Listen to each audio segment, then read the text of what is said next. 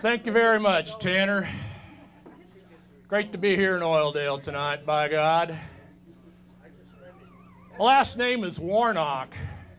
That's Warnock.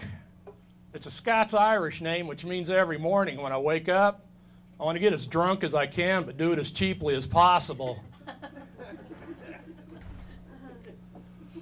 Saw a girl the other day that had herself an Oildale engagement ring. You know what that is?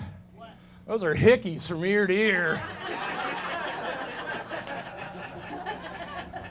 Can always tell an Oildale hickey, they've got little gaps around them from the missing teeth. You guys are sick. Woo! Let's see. You know, every year at work we have this thing called Rideshare Week where we're, supposed to carpool, take the bus, ride a bike. This year I got to thinking I'm going to do my part. I'm going to carpool. Then I remembered taking all the seats out of the car except the driver's seat, use them for living room furniture there at the house. Presents problems though when I go out on dates, but I finally remedied that. I went out behind Food Max and stole myself a milk crate. Went out on a date one night, and the girl looks in the car, she said, Eric, there's no seat. I said, well, sit on the milk crate. She goes, yeah, but there's no seat belt. And I said, trust me. So she got in and sat down. I strapped her in with 45 yards of duct tape. Whoa. Took me 30 minutes to get the tape off of her when we got to the restaurant. Looked at her and said, I don't remember you being bald when I picked you up.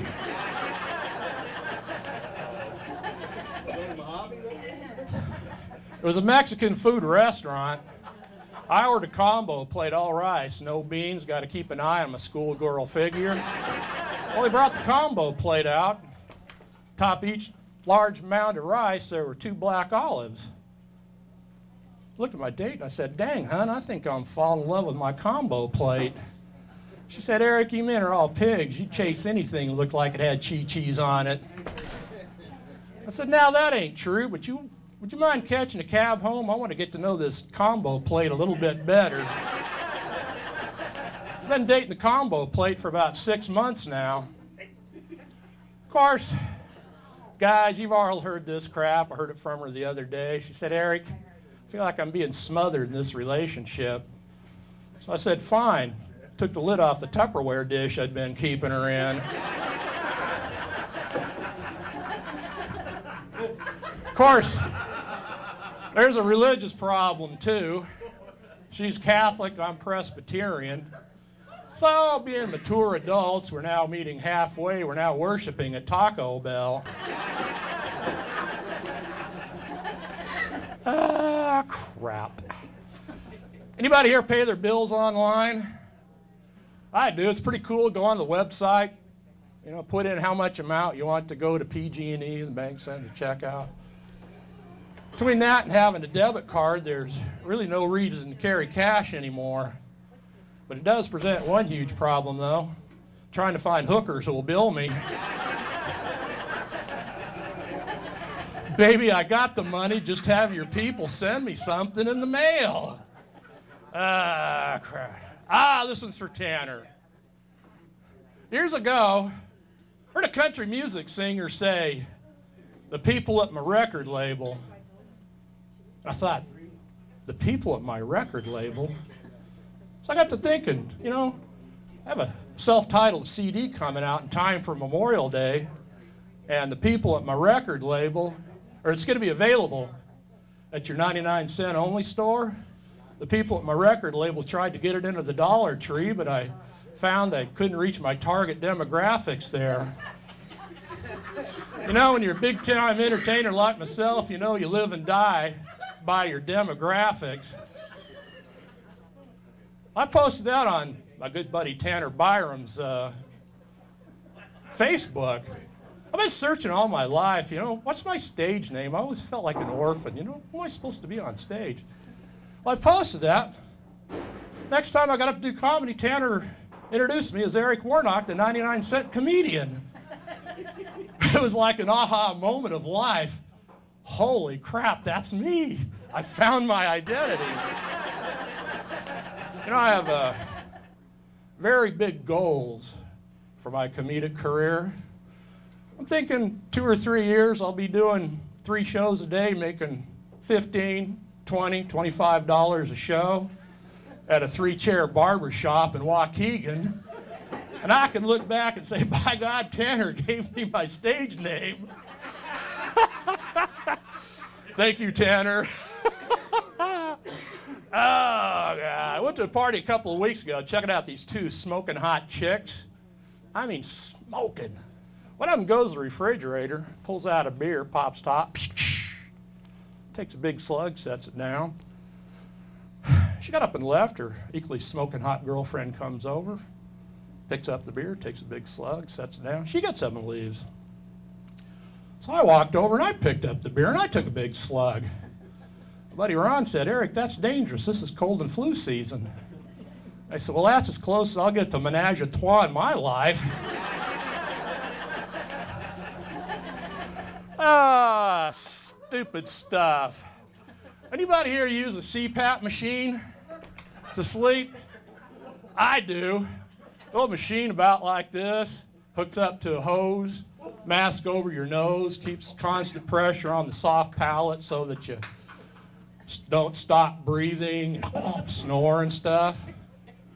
One night I was using my CPAP machine and I made the mistake of going to bed constipated. Woke up in the middle of the night, floating around the damn room, looking like a Macy's Thanksgiving Day balloon. I made the mistake of ripping the mask off and God. Welcome to my life. You want to hear the first joke I ever told? Yeah. Oh, yeah, you do. 6 or 7 years old. I'd like to say 20 years ago. We're talking 50 years ago. President Kennedy had just been assassinated. Well, I'd heard him, his voice on TV, Walter Cronkite and all that stuff. Well, my mother and my brother were having a discussion in the living room. And Mom asked my brother, well, what would prevent you from being president of the United States? 6 or 7 years old, mind you. First thing out of my mouth was, because he's not from a Boston. See, Kennedy was from Massachusetts. He's not.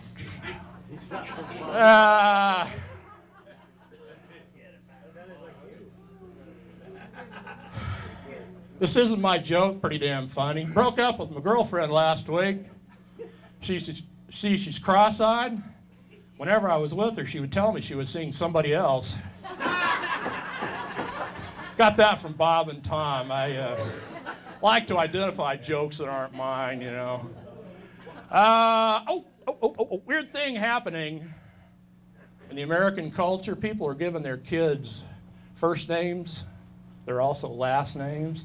You know, Connor, Palmer, Taylor. I just hope our Jewish brethren don't get into it. I'm not sure the world's ready for a kid named Lipschitz Rabinowitz. Another joke that's not mine. Last time I checked into a motel, told the clerk, I hope the porn channel's disabled. She goes, no, it's regular porn, you sick bastard. Not mine. Pretty damn got that from Bob and Tom. No, that was an email. You know what I learned last Valentine's Day? Love may or may not last forever. Them damn restraining orders are good for 3 years. You know, what's the fine line between playing hard to get and the chase?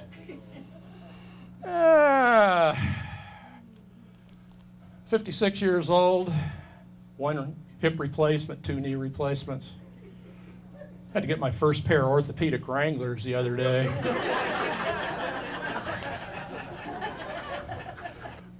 Out playing golf the other day with one of my buddies, Ron.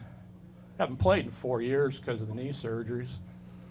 And we were on number 5 fairway. I sliced one off into number 6, so we go over there and I'm lining up my shot.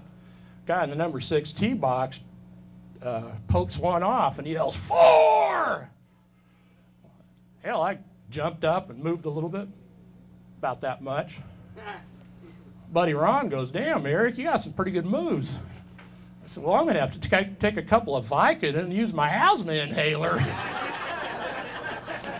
All right.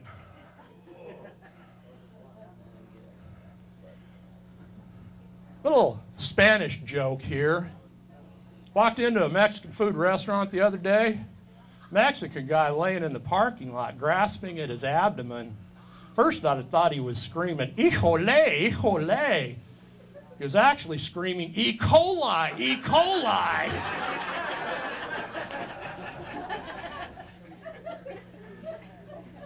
You know the extent of my Spanish? Mamacita, mamacita. I wonder why I get my ass kicked by Latinas all the time. They don't like that. All right, what else? Came out of the closet last week. Admitted I'm a hortisexual, which means I'm attracted to houseplants. Had my eye on a little African violet at work the other day. So not only am I dating outside of my race, hell, I'm dating outside of my species.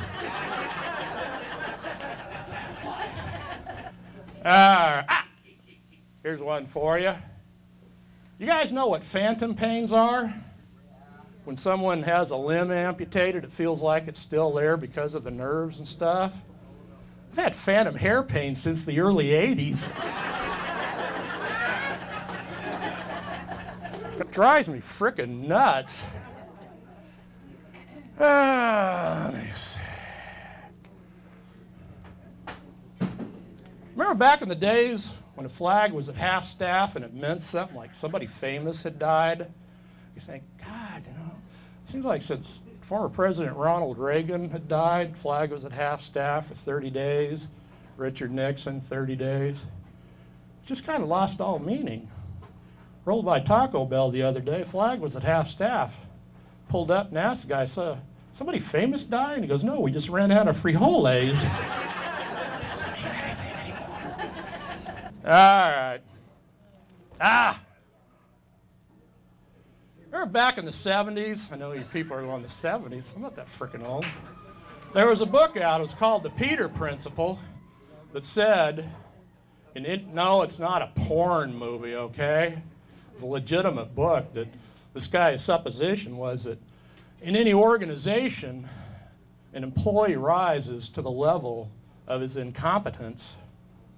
Well, in the 2010s, I've come up with the Eric Principle, which says man has reached the ultimate pinnacle of his career when no one expects anything from him.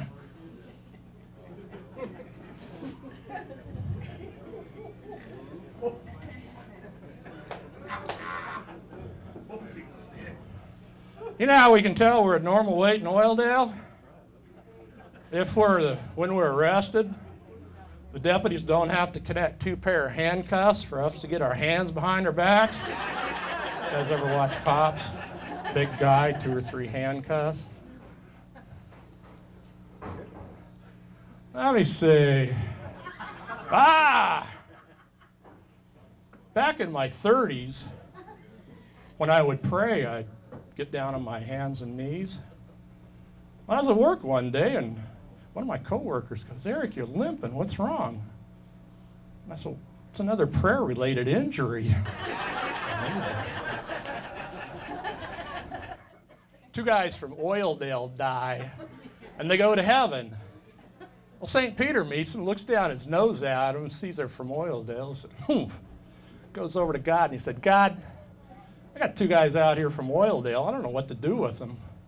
God said, look, St. Peter, you know, you're supposed to show them love and compassion. St. Peter said, okay, so he goes back out. A few minutes later, he goes back to God. He said, God, they're gone. God said, who, the 2 guys from Oildale? St. Peter said, no, the pearly gates. Last joke, not mine. New monk joins the monastery. First day on the job, he's looking around, and all these scribes are sitting around reproducing scripture, but they're going off copies instead of the original document. So he goes to the head monk. He goes, you know, they shouldn't be using copies, they should be using original documents. The old monk said, let me check on that. So the old monk goes downstairs to the vault. After an hour, he still hasn't come back up. New monk goes down there. The old monk's banging his head against the wall. New monk said, "What's wrong, sir?" He goes, "We've been leaving out the R. We've been leaving out the R. It's celebrate, not celibate." Thank you. You guys have been great. My name's Eric Warnock.